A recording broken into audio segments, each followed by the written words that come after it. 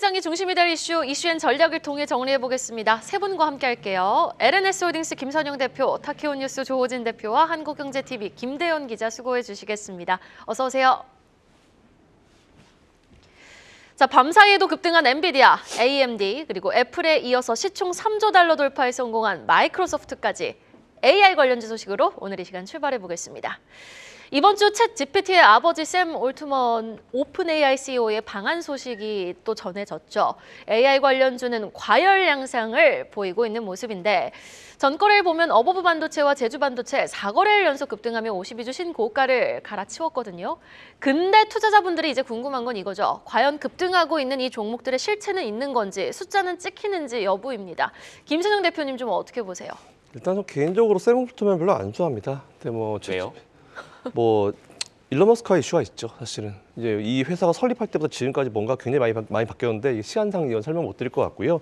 챗 GPT 아버지에 불리는 샘 올트먼이 우리나라에 방문합니다. 근데 일단 왜 오는지 그리고 굳이 올 필요가 있는지라는 생각이 사실 들었는데 이렇게 되니까 당연히 AI 위주로 관련된 엮여 있는 종목들이 많이 올라왔습니다. 그래서 어제 우리나라 시장이 좀 분위기가 좀 애매한 가운데 어버브 반도체나 아니면 제주 반도체가 좀 급등하면서 52주 신고가를 갈아치웠는데요. 일단은 두 기업은 19일부터 4거래일 연속 상승 곡선을 보이긴 하고 있습니다. 거기서 최근에 SK하이닉스나 픽셀플럭스나 아니면 이스트소프트 같은 기업들도 주가 같이 뛰어 올랐는데 최근에 사실 AI 관련주들은 이것도 있지만 삼성전자가 이제 S24를 이제 발표를 했죠. 여기다가 이제 딱히 최근에 뭔가 이슈가 없는 심심한 시장 가운데 샘 올트먼이 온다고 하니까 관심이 좀 몰리면서 수급들이 몰리는 이슈지 다른 이슈는 전혀 없다. 이 부분 체크해 보시면 좋을 것 같습니다. 네, AI 참 관심 많으시죠. 뉴욕 증시도 굉장히 여기에 주목을 해왔는데 모든 종목을 우리 포트폴리오에 담을 수는 없을 것 같습니다. 어떤 기준으로 AI 관련주 선별을 해야 됩니까? 일단은 요번엔 좀 조심해야 될 것 같습니다. 온다고 하는데 우리나라 6시간 있어요. 6시간. 비행기 내리고 뜨고 시간 다 빼고 이동한 시간 다 빼고 나면 화장실 가고 밥 먹고 이러면 진짜 짧겠네요. 네, 그렇죠. 그래서 일단 와서 최태원 회장이랑 경계환 사장 만난다고 하는데 두 분을 6시간 만에 이 시간 저 시간 다 빼고 과연 무슨 얘기를 할지 모르겠습니다. 물론 대부분의 얘기들이 직원들 사이에서 다 됐기 때문에 대표가 와가지고 한다는 얘기지만 제가 봤을 때 어디 가다 잠깐 들리나? 사실 이런 생각이 좀 들었었고요. 이 말씀을 왜 드리냐면은 어쨌든 오기 때문에 관련 테마주들이 움직이는 게 사실이지만 제가 항상 말씀드린 대로 며칠 있으면 좋습니다. 며칠 있으면 매일매일 이슈가 나오면서 우리 기자님들 가셔가지고 고생하셔가지고 이슈 끌어오고 그거 가지고 또 뭔가 말씀을 드릴 수 있을 것 같은데 6시간 있는 거 보면은 딱히 그렇게 중요한 얘기 할 것 같지는 않고요. 어쨌든 이런 부분들 체크하셔가지고 지금 올라가는 종목을 굳이 지금 따라가실 필요 없다. 사실 저는 AI 관련주 투자는 하셔야 된다라고 생각하고 있는 주이긴 하지만 이번 이슈만 가지고 지금 오늘 사야 됩니까? 라고 물어보신다면은 저는 이번엔 사지 말라고 좀 단언해서 말씀드릴 수 있을 것 같습니다. 그리고 제일 중요한 건 종목 선별인데요. 저는 AI 관련주로 엮여 있다라고 하면은 재무제표 열어보시고 최소한 AI 관련 매출이 그 회사 매출의 50% 이상은 나와야지 AI 관련주다라고 좀 체크해 보시면 좋을 것 같으니까 이 부분 잘 보셔서 투자해 보시면 좋을 것 같습니다. 네, 현재 시간 8시 3분 막 지나가고 있습니다. 최근에 대형 연예 기획사들의 최대 주주들이 연이어서 자사주를 사들이고 있습니다. 자사주 이베스트 투자증권도 대거 취득을 했었고요. 관련 내용을 우리 한국경제TV 김대현 기자하고 짚어보겠습니다. 자사주 매입 소식 이후에 관련주 흐름부터 짚어주시죠. 네, 엔터주와 증권주의 희비가 엇갈리는 상황입니다. 통상 자사주 매입은 이 주가 반등의 호재로 작용하는데요. 이 자사주를 취득하면 실제로 시장에서 유통되는 물량이 줄어들면서 이 주당 가치가 상승하기 때문입니다. 우선 박진영 JYP엔터 창의성 총괄 책임자가 50억 원 규모의 자사주를 장내 매수했는데요. 이 주가는 자사주를 매입했던 지난 19일부터 소폭 반등에 성공했습니다. 하지만 3거래일 연속 강보합권을 유지하다가 어제는 약보합에 마감했는데요. 지난 12일 10만 원 선이 깨지더니 좀처럼 회복하지 못하고 연초 대비 주가가 17%가량 빠진 상태입니다. 양현석 YG 엔터테인먼트 총괄 프로듀서도 지난 18일에서 22일까지 자사 주식을 200억 원가량 사들였는데요. 하지만 JYP 엔터와 마찬가지로 주가 별다른 반응 없었습니다. 강보합에 만족해야만 했는데요. 특히 양 프로듀서가 자사주를 사들인 지난 3거래일간 총 거래량이 160만 주였는데 이 중 29%가 양 프로듀서의 주문인 것으로 파악됐습니다.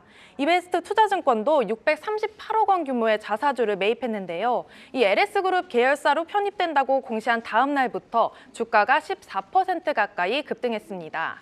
엔터주 정말 부진합니다. 지금 증권가에서는 대형 엔터테인먼트사들이 언제쯤 좀 부진을 털 수 있다라고 전망을 하고 있습니까? 네, 최근 엔터주의 이 낙폭이 과도하다는 게 증권가의 중론입니다. 증권가에서는 이 JYP 엔터에 대한 투심이 악화된 배경으로 이 소속 아티스트의 앨범 초동 판매량이 저조했다는 점을 꼽고 있는데요. 이 앨범 판매량이 가장 중요했던 과거와는 달리 지금은 이 콘서트나 굿즈 같이 다양한 항목으로 매출이 분산되기 때문에 전체 매출액이 오를 것이라는 전망을 내놓고 있습니다. 하지만 삼성, 대신 교보증권 등 이 다수 증권사들이 YG 엔터테인먼트에 대한 목표 주가를 일제히 내리고 있는데요. 이 교보증권 측은 블랙핑크 완전체 활동이 없으면 올해 큰 폭의 감익이 불가피하다고 설명했습니다. 네, 연초부터 자사주 매입 열풍이 불고 있습니다. 투자 입장에서는 그렇게 나쁜 것 같지는 않습니다만 자사주 소각 의무화 방안, 요거는 불발되지 않았습니까? 네, 그렇습니다. 지난 17일 열린 민생토론회에서 이 자사주 소각 의무화 방안이 빠졌는데요. 이 금융당국은 경영권 방어 수단이 부족하다는 재계 입장을 고려한 결정이라며 추가적으로 검토하겠다고 밝혔습니다. 이 자사주 소각은 기업이 보유한 자사주를 없애는 걸 뜻하는데요.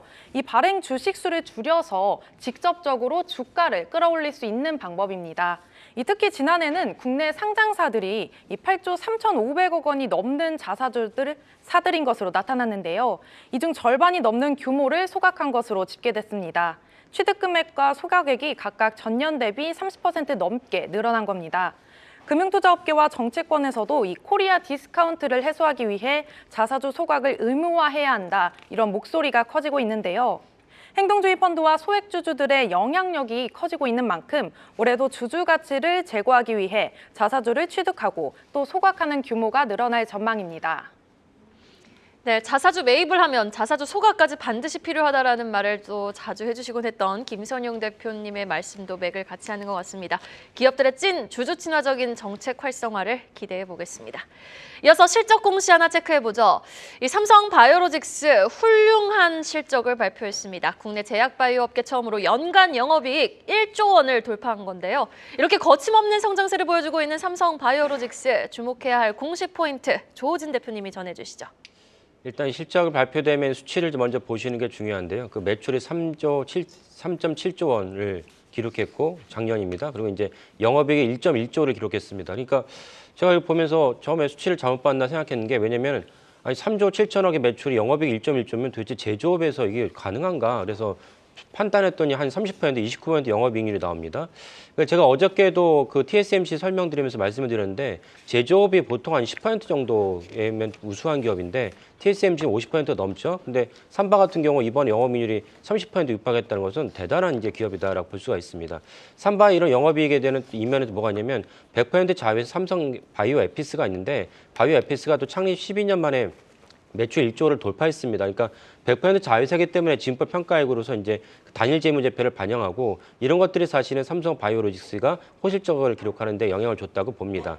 삼성 바이오로직스는 이제 작년에 4공장을 성공적으로 안착을 했고요. 그 모든 이제 공장을 제조업이니까 공장을 갖다 처음 짓겠다 그러면 이 공장이 당초 계획한 만큼 정상적으로 잘 가동하는지가 중요합니다. 이건 이제 어떤 측면에서 수율이라고 볼 수 있는데요. 배터리 3사에서 LG엔솔이 이제 1등 기업인 이유는 뭐냐면 수율이 다른 기업보다 압도적으로 좋습니다. 이런 점에서도 이제 삼성 바이오로직스 작년에 4공장을 잘 안착을 해서 수율도 잘 나왔다는 것이고, 그리고 올해 이제 5공장을 또 하고 그 32년까지는 8공장까지 짓겠다라고 이제 계획을 하고 있습니다. 이게 점진적으로 계속 증가되는 것이기 때문에 삼성 바이오로직스의 기본적인 비즈니스 모델은 이제 바이오 시밀러, 그러니까 자체적으로 개발하기보다는 외부에서 개발한 것을 갖다가 여기서 생산해주는 모델을 하고 있는데, 이러다 보니까 계속 공장을 증설하다 보면은 규모의 경제를 갖다가 실현할 수 있는 중요한 어떤 모멘텀이 됩니다. 그래서 올해도 이제 매출이 10에서 15%, 그러면 이제 3조 7천억에서 10%라면 4조 육박하기 때문에 어쩌면 매출 4조를 넘어설 수도 있다. 이러면 또 한 번의 어떤 모멘텀이 되기 때문에 주가도 한번 올라갈 수 있는 중요한 어떤 트리거가 되는데, 삼바의 경쟁 기업은 우리나라 무슨 뭐 동아지약이나 유한양행이 아니고 그 같은 이제 그 바이오 시밀러를 갖다가 위탁 생산해준 스위스 론자라고 있습니다. 스위스 론자를 갖다 경쟁 기업으로 봐야 되는데 어저께 기준으로 어저께 유럽 시장이 마감을 했기 때문에 어저께 기준으로 론자의 PER이 33입니다. 제가 예전에 50배였는데 이렇게 많이 떨어졌지 않는데 어쨌든 PER이 33배고 근데 삼바는 PER이 40배입니다. 그러니까 삼바가 어떻게 보면 론자보다 더 우호적인 평가를 받고 있다는 걸 알 수가 있고 그 점은 아까 말씀드린 지금 좀 전에 설명드린 그 이유 때문이라고 봅니다. 그래서 결국 아까 말씀드린 그 과정이 순조롭게 진행된다면 삼바가 매출이 더 올라갈 것이고 매출 올라가면은 그 주가도 더 같이 올라갈 것이다라고 전망할 수 있겠습니다. 네, 올해는 매출 4조 원 달성도 가능할 것이다라는 전망이 나오고 있는 만큼 또 KB증권에서 삼성바이오로직스 오늘 목표가 상향 조정했거든요. 105만 원까지 올려 잡았습니다. 오늘 주가 추이 지켜보도록 하죠. 계속해서 2차 전지 소식으로 이어가 보겠습니다. 밤사이 테슬라 부진한 성적을 발표했죠. 매출 순이익 모두 예상치를 하회해 영업이익률까지 전년 동기 대비 반토막이 났습니다. 이에 따른 2차 전지 관련주들의 하방 압력을 그나마 상쇄시켜줄 만한 이슈 준비했습니다. 지금 에코프로가 최대 1조 규모의 투자를 예고했는데요. 대표 직속 전담 조직을 꾸려서 M&A 전담 조직을 꾸려서 지금 2차 전지 관련 투자를 확대하겠다라는 소식이 전해졌습니다. 어떤 내용인가요? 네, 일단 현재 상황에서 경영적 판단으로 굉장히 좀 좋은 판단이라고 생각을 하고 있습니다. 뭐 잘 아시는 대로 최근에 전기차 시장이 조금 성장세가 잠깐 쉬어가고 있는 거죠. 뭐 둔화 이런 표현 쓰지 말자고요. 잠깐 쉬어가는 가운데 양극재 수출 단가가 떨어지면서 앞으로 수익성을 좀 고민하는 그런 상황이 된 건 맞습니다. 이 가운데 이제 M&A를 통한 어떤 사업 역량을 좀 추가하겠다는 그런 내용을 얘기하고 있는데 M&A 뭐 당연히 대표 직속입니다. 어떤 M&A라도 이제 CEO랑 직접 얘기하지 밑에 직원이랑 얘기 안 하거든요. 이거 가지고 와 이럴 필요는 전혀 없다는 말씀드리고요. 어쨌든 이번에 에코프로 그룹 전반에 대한 수익성 그리고 신사업 추진을 위한 대상 발굴에 집중하겠다는 내용인데 너무 당연한 내용이고요. 일단 제가 이 기사에 나온 내용을 보니까 최소 이제 1,000억 원에서 1조 단위까지 빅딜에 나설 것으로 예상을 하고 있다. 근데 이건 기사기 때문에 여러분들 주주분들께 제가 꼭 말씀드리고 싶은 게 있습니다. 올해 주주총회 다 가십시오. 왜냐하면은 여러분들이 투자하고 계신 기업에 대해서 정확하게 아셔야 되는데 특히 이번 M&A 건은 이 기업의 미래에 대해서 정말 중요합니다. 이에 따라서 M&A에 대해서 정확하게 물어보시고 회사 측이 답변을 제대로 확인하는지 꼭 하셔야 됩니다. 이미 기사가 나왔고 주총까지 시간이 있으니까 회사는 충분히 설명할 수 있는 그 시간이 있거든요. 이에 따라서 여러분들이 이번 주총은 꼭 가셨으면 좋겠다는 말씀을 중간에 잠깐 드리겠습니다. 네, 그러면 2차 전지 업종 뭐 계속 최근 들어서는 계속 이제 하락을 해왔습니다만, 요거 투자 전략은 어떻게 세워야 됩니까? 일단 뭐 최근 잘 아시는 대로 삼성 SDI를 포함해서 많은 기업들이 뭐 양극재 공장을 짓겠다, 뭐 에코프로 큰일 났다 이런 식으로 얘기하는데 이게 그게 아니고요. 사실은 뭐 에코프로비엠이나 포스코 케미칼 미래가 어둡다? 근데 이게 아니고 사실 어떤 거냐면은 에코프로비엠에 만드는 양극재 문제가 없다라고 하면은 본인들이 따로 공장을 뭐 문제가 있어서 공장 설립하겠다는 게 아니면은 사실 앞으로 다가올 더 큰 시장을 위해서 이제 규모의 경제를 준비하겠다는 얘기거든요. 그러니까 잘 아시는 대로 이제 삼성 SDI 같은 기업들은 에코프로비엠이 주는 그 양극재만으로는 모자란 시대가 올 거다라고 생각을 하고 이미 몇 년치 44조치를 이미 확보를 했지 않습니까? 거기다가 이거 가지고 모자랄 것 같아 해가지고 본인들이 공장을 짓는 거지 쟤들 별론데 우리가 스스로 해야지 비용 낮춰야지 이거 절대 아니거든요. 그러니까 이런 생각 안 하셨으면 좋겠고요. 지금 상황에서 에코프로 그룹의 제일 중요한 건 딱 두 가지입니다. 적절한 캐파 증설. 캐파 증설 무조건 많이 했다가 나중에 큰일 나면 정말 안 되기 때문에 적절한 캐파 증설 빨리 해야 되고요. 그리고 두 번째로는 제품 퀄리티 올려야 됩니다. 제가 준비한 자료 한번 보시죠. 양극재 가격이 앞으로 많이 떨어져가지고 매출에 문제가 될 것 같다는 이런 내용들이 되게 많이 나오는데 제가 준비한 자료는 골드만삭스 홈페이지에 가보시면 골드만삭스 인텔리전스라는 항목이 있어요. 이제 거기에 나와 있는 자료인데 배터리 가격에서 이제 양극재 가격이 제일 중요한 거 아실 겁니다. 근데 잘 보시면 맨 밑에 제일 지나는 게 양극재 가격인데 여러분들이 사실 2차 전지에 대해서 관심을 가지시기 이미 전 2019년도부터 양극재 가격이 이미 떨어지기 시작했습니다. 근데 중간에 22년, 23년, 24년 올랐던 거는 24년도에 러시아 우크라이나 이슈가 발생하면서 커머디티 가격이 올라가면서 양극재 가격이 튀면서 전체적인 배터리 가격이 올라간 거지 사실 이것만 빼고 생각하면은 뭐 최근에 양극재 가격 떨어지는 건 맞습니다. 근데 요거만 커트해서 보면은 양극재 가격은 이미 2019년도부터 하향 안정화돼서 균형 가격을 찾아가고 있었다. 사실 이게 팩트거든요. 근데 이거 가지고 무슨 해석을 잘못해가지고 양극재 가격 끝장나는 것처럼 얘기하는데 이건 좀 기우에 불과합니다. 그리고 순 남는 프라핏 같은 경우도 모든 업종 마찬가지예요. 반도체도 처음에 많이 남다가 시간이 지나면은 균형 가격을 찾아가게 됩니다. 그래서 프라핏도 떨어져서 큰일 났다 싶은데 제가 봤을 때는 2025년도를 기준으로 봤을 때 EV 가격과 일반 내연기관 차들이 전기차에 대한 보조금을 제외한다 하더라도 들어가는 비용 자체가 똑같은 시점이 오거든요. 이렇게 되면은 전기차와 이제 내연기관차의 어떤 추가적인 운영비에 대해서 생각을 하게 되고 그때쯤 되면 전기차에 대한 수요가 다시 증가할 것으로 보고 있습니다. 이에 따라서 배터리 가격은 떨어지지만 사실은 가격이 떨어지고 우리가 전기차를 못 사는 이유 중에 큰 이유가 위험한 것도 있긴 있지만 근데 사실 내연기관차도 위험하거든요. 비행기 뭐 위험하다고 안 탑니까? 제가 말씀드리고 싶은 거는 지금은 이제 성장기에서 성숙기로 들어가는 과정이고 가격은 떨어지지만 어느 정도 가격까지 내려오게 되고 심지어 보조금까지 안 주게 되고 내가 만만한 가격이 되게 되면은 수요가 당연히 증가하게 됩니다. 이에 따라서 가격은 떨어지지만 판매되는 대수가 올라가면서 오히려 전체적인 매출은 증가하는 효과가 나올 수 있거든요. 제가 봤을 때 전기차의 미래는 그거기 때문에 지금은 조금 어려운 시기가 겪으실 수 있지만 이 부분은 잘 체크하셔서 투자해보시면 좋을 것 같습니다. 결론져서 말씀드리면 첫 번째, 여러분들 올해 주총 무조건 가십시오. 에코프로 그룹이나 아니면 2차전지 관련 기업들이 제대로 일하고 있는지 주주로서 감시하셔야 됩니다. 두 번째로는 아무리 좋은 기업이라도 돌발 변수 무조건 존재하거든요. 종목별로 30% 이상 절대로 투자하지 마시라 말씀드리고 마지막 세 번째, 테슬라가 세상에 알려지기 전에 그때 테슬라가 제일 욕을 많이 먹었던 이유가 뭔지 아십니까? 밸류입니다. 밸류 측정이 안 됐거든요. 근데 지금 그 누구도 테슬라에 대해서 욕을 못합니다. 결국은 그 기업의 미래 성장성, 얼마나 회사를 잘 만들어가고 있고 꿈이 아닌 현실을 잘 그려가고 있는지 이걸 중요시하시고 투자하시면 되기 때문에 이 부분 참고하셔가지고 좀 투자를 이어가시면 좋을 것 같다는 의견 드리겠습니다. 네, 알겠습니다. 자, SK하이닉스 실적이 발표가 됐습니다. 4분기 깜짝 실적 발표됐네요. 지금 영업이익이 3,460억 원으로 지금 영업 적자 1,000억 원까지 예상하던 시장의 전망을 뒤엎고 3,460억 원 흑자를 발표를 했는데 지금 문제는 또 순이익입니다. 1조 3,795억 원 적자를 기록했거든요. 과연 오늘 주가가 어떻게 반응하는지 여부 지켜보셔야겠습니다. 네, 방금 SK하이닉스 이렇게 속보가 떴습니다. 4분기 흑자 전환. 이거 어떻게 보십니까, 김 대표님? 일단은 이번 SK하이닉스 사실 제 생각보다는 나쁘지 않은 것 같아요. 좀 다행인 것 같은데 일단 저도 이제 순이익은 상관없는 건가요? 순이익이요. 당연히 순이익 같은 경우는 이번에 신경 쓰긴 하죠. 근데 일단 저도 재무제표를 좀 뜯어보고 전체적인 발표된 걸 좀 봐야 디테일한 부분을 봐야겠지만 사실 SK하이닉스 삼성전자 올해는 좀 힘들었어요. 왜냐하면은 강달러였잖아요. 강달러에다가 지금 미국이 지금 중국을 찍어 누르고 있는 상황이기 때문에 SK하이닉스 삼성전자 같은 경우는 지금은 좀 불리한 상황에서 생각보다 선방했다. 저는 개인적으로 이렇게 생각하고 있습니다. 네, 그렇군요. 잠시 후에 다시 한국경제TV에서 계속 다루겠습니다, 여러분. 채널 고정. 자, 요즘 그 넷플릭스와 같은 OTT 안 보시는 분들 찾기가 오히려 좀 힘들죠.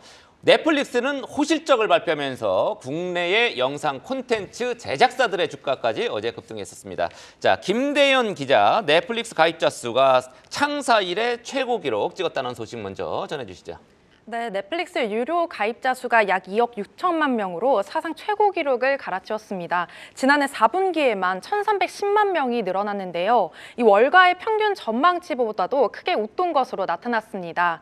이 가입자 수가 늘면서 실적도 덩달아 개선됐는데요. 이 지난해 4분기 매출은 88억 3천만 달러를 기록했는데 우리 돈으로 약 12조 원에 달하는 금액입니다. 이 전년 동기 대비 12.5%가 증가했는데요. 순이익도 9억 3,800만 달러로 직전해보다 5,500만 달러 늘어났습니다.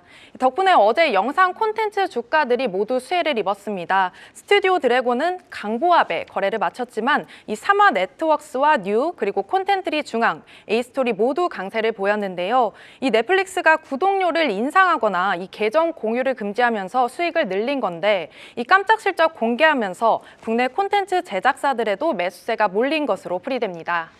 네, 또 최근엔 정부도 영상 콘텐츠 제작 비용에 대한 세액 공제 비율을 상향 조정하지 않았습니까? 그 개정안에는 구체적으로 무슨 내용이 담겨 있습니까? 네, 앞으로 영상 콘텐츠 제작비 중에 이 국내 지출이 80% 이상이면 최대 15%의 세액 공제가 추가됩니다. 여기에 일정 조건을 충족하면요, 이 기본 공제에 더해 대기업은 제작비의 최대 15%, 그리고 중견기업과 중소기업은 각각 20%와 30%까지 세제 혜택을 받을 수 있게 됐습니다. 기획재정부가 지난 23일 2023 개정세법 후속 시행령 개정안을 발표했는데요. 네, K 콘텐츠 사업의 경쟁력을 강화하겠다는 취지입니다. 이 추가 공제를 받으려면 보시는 것처럼 기본 조건 외에도 다음 4가지 조건 중에 3개 이상을 충족해야 하는데요. 콘텐츠를 직접 제작하는 회사들을 지원하고 또 독려하는 데 중점을 둔 정책입니다. 기획재정부에 따르면 이 여러 상황을 시뮬레이션한 결과 국내에서 제작되는 영화나 드라마 중에 이 80에서 90%가 혜택을 받을 수 있을 것으로 보입니다. 네, 콘텐츠주의 주가, 증권가는 어떻게 전망하고 있습니까? 네, 콘텐츠 중에서도 이 드라마나 영화 제작사의 목표 주가는 낮추는 반면에 이 웹툰과 웹소설을 기반으로 하는 기업들에 대해선 긍정적으로 평가하는 분위기입니다. 이 증권사들은 드라마 제작사인 스튜디오 드래곤의 목표 주가를 일제히 낮추고 있는데요. 이 지난해 4분기 실적이 시장 기대치에 못 미칠 것으로 예상하기 때문입니다. 그리고 천만 영화죠. 이 서울의 봄에 투자 배급을 맡은 콘텐츠리 중앙에 대해서도 하나증권은 예상 영업 적자가 243억 원으로 이 시장 전망치보다 크다며 서울의 봄 수익은 일부 반영되지만 이 3분기 개봉작의 부진으로 영향이 제한적이다 이렇게 분석했습니다. 또 하지만 DNC 미디어 주가는 연초 대비 33%가 뛰었는데요. 올해 애니메이션 나 혼자만 레벨업이 이 TV와 글로벌 OTT를 통해 공개되면서 흥행한 덕분으로 풀이되고 있습니다. 또 정부가 만화와 웹툰 산업을 오는 2027년까지 4조 원 규모로 키우겠다고 밝히면서 향후 웹툰 관련 기업들의 주가에도 호재로 작용할 전망입니다. 네, 웹툰 관련주, 콘텐츠 관련주의 동반 상승을 한번 기대해 보도록 하겠습니다. 이어서 마지막 소식입니다. 이 OS 탑재를 강요한 구글이 2,249억 원의 과징금을 내야 한다. 법원은요, 공정위의 손을 들어줬습니다. 재판부는 구글의 요구 때문에 삼성과 LG가 제품 개발에 어려움을 겪었다라는 점도 언급을 했는데 이 같은 법원의 판결과 의미 구체적으로 조호진 대표님이 짚어주시겠습니다. 일단 뭐 좀 아쉬운 분들도 계시겠지만 이제 안드로이드가 무료로 쓰는 거 아니었냐라고 생각하시는 분도 계시는데 실상은 그렇지 않았습니다. 원래 뭐 그 내밀하게는 이제 삼성전자나 모든 전자업체가 구글에가 이모저모로 뭐 구글 지도 쓰는 뭐 이런 해가지고 뭐 대당 한 10몇 년 전에 기사가 나왔어요. 5달러씩 7달러 줬어요. 그런데 그거를 이제 공정위에서 문제를 삼아가지고 아니 니네 공짜라던데 돈도 주고 있는데 그 왜 다른 전자제품 쓰지 못하게 하느냐 이런 것이 문제가 돼가지고 공정위에서 2,249억 과징금을 때려니까 구글에서 이제 법원을 간 거죠. 고법으로 갔습니다. 그 공정위는 1심이었고 바로 고법으로 가야 됩니다. 그래서 2,249억을 이제 적법하다라고 돼 있는데 여기서 이제 중요한 점 무엇이냐면 구글이 이제 무료로 쓰는 게 아니었고 삼성전자는 거기에 눈치 보면서 할 수밖에 없는 구조라는 걸 좀 아시면 좋겠고 그래서 제가 지난번에 말씀드렸지만 갤럭시 S24가 지금 엄청난 지금 반향을 이제 거두고 있는데 구글 투 서치 그 서클 투 서치라고 해서 이제 화면에다가 이제 원을 그리면 그 안에 있는 피사체에 대해서 알려주는 정보를 삼성전자 자체 개발한 게 아니고요. 구글에 원래 갖고 있던 기능을 삼성전자에 실현한 것입니다. 그러면 예전에 이제 구글 입장에서는 삼성전자 외에도 여러 이제 스마트폰 업체 중에서 삼성전자를 갖다가 이모저모로 뭐 때로는 달래기도 하고 때로는 뭐 약간 겁박도 주고 뭐 이런 식으로 해야 되는데 지금 현재로서는 단일 일강입니다. 안드로이드 체제에서는 화웨이가 있었는데 화웨이가 거의 뭐 퇴출되는 분위기였기 때문에 그래서 삼성전자가 옛날보다는 입지가 강화됐고 또 아까 말씀드린 대로 국내 법원에서 야 이거 잘못했다고 얘기했기 때문에 삼성전자 입장에서도 구글과 협상할 때도 보다 더 입지가 강화된 차원에서 이제 협상할 수가 있습니다. 그래서 이제 그 다음이 중요한데 뭐냐면 이번에 다 갤럭시 24가 잘 된 게 이제 온 디바이스 때문에 잘 되는데 온 디바이스를 AI를 구현했는데 옛날에도 갤럭시에도 온 디바이스에 AI가 있었습니다. 뭐냐면 빅스비가 있었죠. 빅스비가 사실은 지금은 거의 챗 GPT 때문에 퇴물 취급을 받았어요. 거의 거기에 대해서 주목하지 않고 있죠. 그러면 아이폰이 있는데 아이폰에도 시리가 있었습니다. 그러면 시리도 역시 퇴물 취급 받고 있습니다. 이건 제가 말한 게 아니고 구글과 삼성전자나 고 임원들이 다 그렇게 말을 했어요.